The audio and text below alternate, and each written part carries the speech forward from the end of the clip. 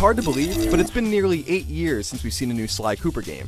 When Sly 3 Honor Among Thieves was released late in 2005, it represented the culmination of Sucker Punch's trilogy on PlayStation 2. And with how much time has passed since then, it was safe to assume it also marked the end of the story. But it wasn't so. Sanzaru Games has taken over the series with the all-new PlayStation 3 and PlayStation Vita title Sly Cooper Thieves in Time, and the result is a game that, while far from perfect, is still exactly what Sly Cooper fans have been waiting for. What the? You didn't really think you were gonna get away with it, did you, Ringtail?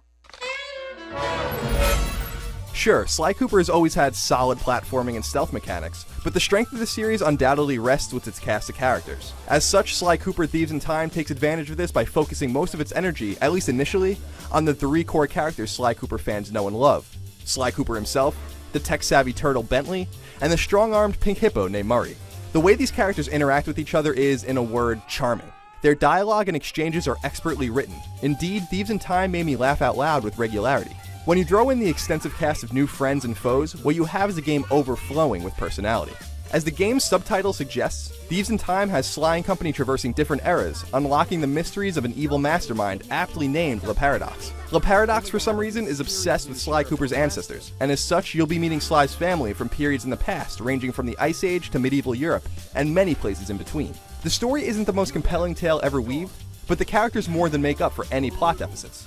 The fact that you get to play as all of the ancestors you meet is also a nice touch. Graphically, Sly Cooper looks good, but you won't be blown away by the game's aesthetics, especially on PS Vita. In premise, the game is playable on both PS3 and Vita, but I noticed the difference on Vita, and you will too. The voice acting, on the other hand, is superb, from Sly and his friends through all of his ancestors and the game's array of enemies.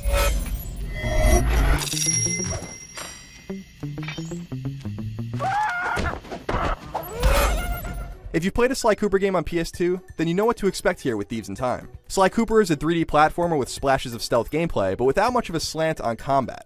With the exception of the game's boss battles and a scattered selection of specific missions, you could actually play all of Thieves in Time without fighting. Indeed, you're better off avoiding conflict whenever and wherever possible. What's truly fun and engrossing about Thieves in Time is its emphasis on non-linear exploration. There are 5 major environments in the game to explore, and you can go back and forth between them at will once they're unlocked. There are a bunch of collectible types to find and obtain, and while the story missions are mostly linear, it's cool that you can go back through any area and explore at will. You can even play through any already played mission. There are no doubt parts of Thieves in Time that frustrate and annoy, even if the game's difficulty is more in tune with easier, more forgiving titles. Most of this has to do with some finicky controls and awkward camera angles, though these problems are few and far between. More significant problems are found with forced motion controls in the game during specific events. Why am I using 6-axis controls in 2013?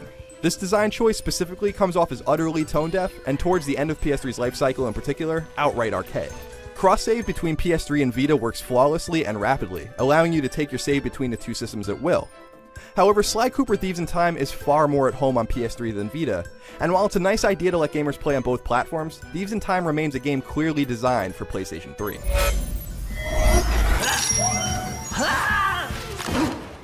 Phew! Talk about your close shave!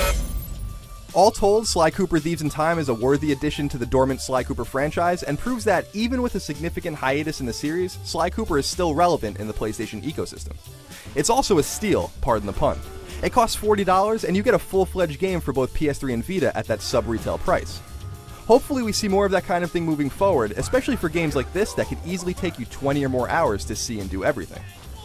Sure, Thieves in Time has its flaws, but it also has its many charms, and for the most part, the latter outweighs the former.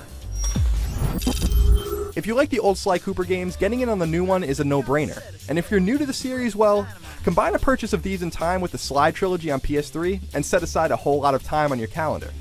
For more on Sly, head over to IGN.